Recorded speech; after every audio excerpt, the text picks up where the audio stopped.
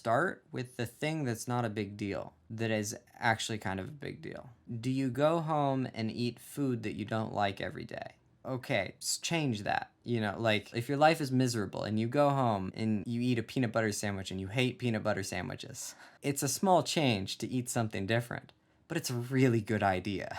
The things in your life that are happening all the time. It's like, do you hate your shower head? It's something about a phone charger. If you had a phone charger, would you have minimum 2 less annoyances every day? That's a significant change in your life. It's weird because we have higher priorities, right? We have things that we really care about in life. And these little things, we go, oh, that's okay, I'll bear it.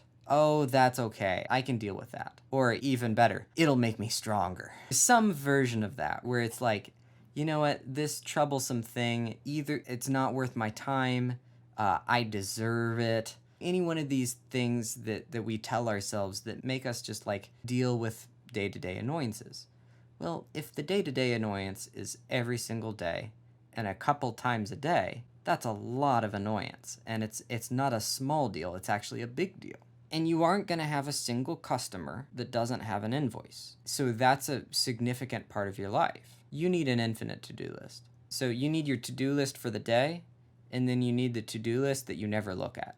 It's very easy to create an impossible to-do list, right? But there are things that need to get done. So it's like when you make a to-do list, if your to-do list is too big, you take one of them and you put it on the infinite to-do list. And you tell yourself, I'll get to it. Maybe you do, maybe you don't. But it's on the to-do list, it's over there, and you never see it. It's out of sight, out of mind. You aren't spending time trying to remember it. Mine right now is free sheets of printer's paper. I just have a stack of printer's paper. And whenever I want a to-do list, I just grab a piece of paper. And the reason why is because when I'm done, I can crumple it up into a ball and I can throw it in the trash. And if I want to, I can tear it into pieces. You might have even seen my eyes go like that. Like I knew where it was.